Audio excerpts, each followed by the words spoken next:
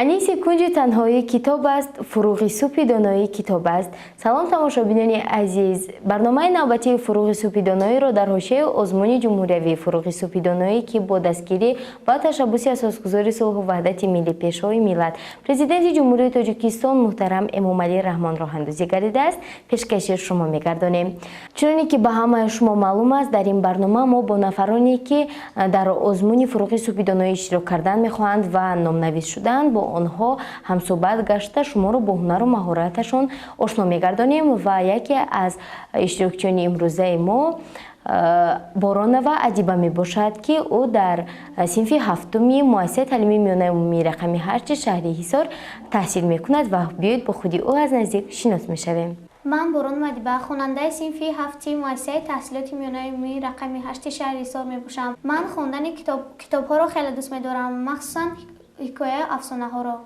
تشکر زیاد. می گفتید که شماره عمومی حکایه و افسانه های از برنموده شما به چند عدد می رسند؟ تا امروز من زیاده از 100 حکایه و افسانه ها را از بر نمودم. می گفتید که از کدام ادیبان شما افسانه و حکایه را مطالعه می نمایید؟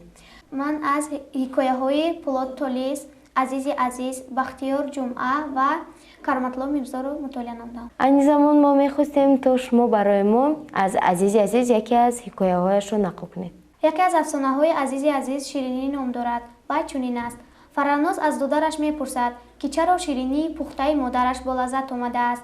دادرش به او جواب میدهد چون که وی شکر دارد.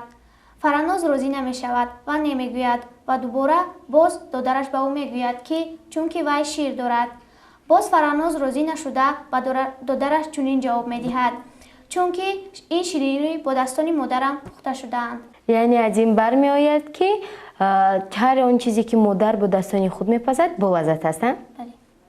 آفرین. باز یگان افسانه نقل کنید. ما از روی خط افسانه های از برنامه شما یک افسانه رو دیدیم که آن با نامی صلح چیست دریافته بود و آن نیز به فکرم از عزیز عزیز است. خب مرحمت آن رو به ما نقل کنید. صلح چیست؟ یعنی صلح در خنده کودکان، در آزادی جوانان دیده می شود. صلح این آزادی مردم می باشد. در باغ می روید و در آنجا مادر با کودک سیر و گشت دارد. در این مورد شما صلح را می بینید. آزادی خنده کودکان، آزادی مادران، این صلح می باشد. عزیز عزیز می گوید که وقتی که به یک باغچه می رود و از کودکان پرسان می کند که صلح چیست و کودکان جواب می دهند.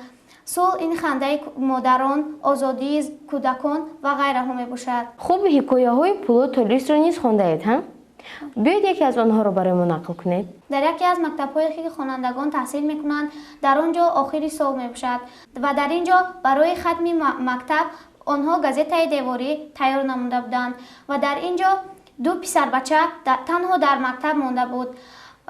پاسبان مؤسسه به نزد آنها آمده از آنها پرسان می شود که آنها کی به خانه می روند و آنها جواب می دهند کمک دیگر مانده است و در این مورد پاسبان مؤسسه نبیرش بیمار می شود و به یک جای به دکتر می رود و مؤسسه را به آن دو طلبه می سپارد و در این مورد آن دو طلبه به حجره دیرکتوری مؤسسه در آمده در آنجا رادیویی را می بینند و آن را گرفته سرود گوش کردن می خواهند و در این مورد یکی از جوره آنها می گوید که ما نباید به رادیوی دیرکتور دست رسانیم و دیگری می گوید من می دانم که این را چی طور باید به کار در آورد و یک تومه را زیر می کنند و آنها موسیقی گوش کردن می گیرند. ناگهان موسیقی قطع می شود و آنها هر چقدر که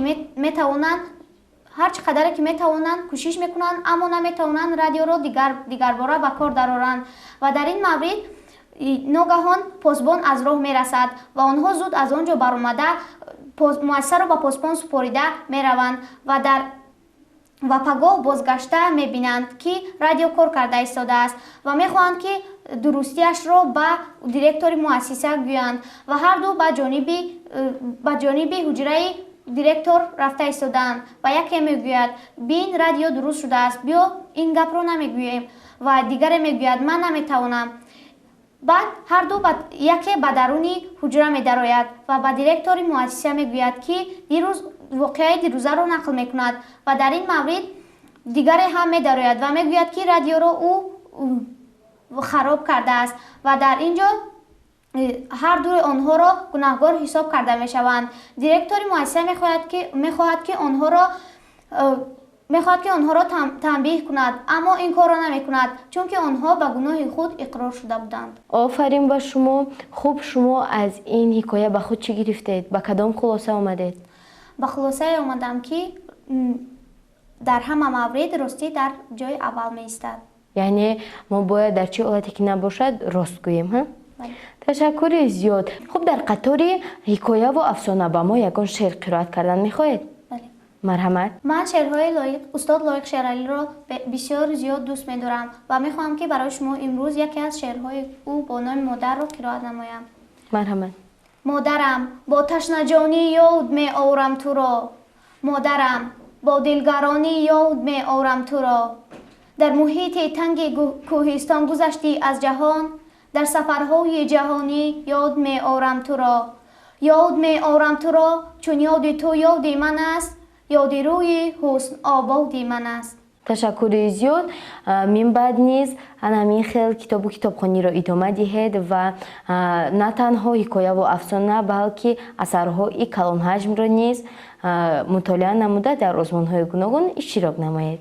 бинандагони гиромӣ, инҷо мерасем ба фарҷоми барномаи навбатии Фуруғи Субҳи Доноӣ ва дар ин барнома низ мо тавонистем то шуморо бо яке аз хурдсолони соҳиби истеъдод ки бештар ба китобу китобхонӣ ва мутолиа намудани ҳикояву афсонаҳои гуногун шавқу рағбат дорад ошно гардонем ва дар шумораҳои минбаъда низ мекӯшем то чунин иштирокчиён, чунин наврасону ҷавонони соҳиби истеъдодро боз ҳам сайфи онҳоро зиёдтар намуда ба шумо пешкаш гардонем. То барномаҳои навбатӣ хайр.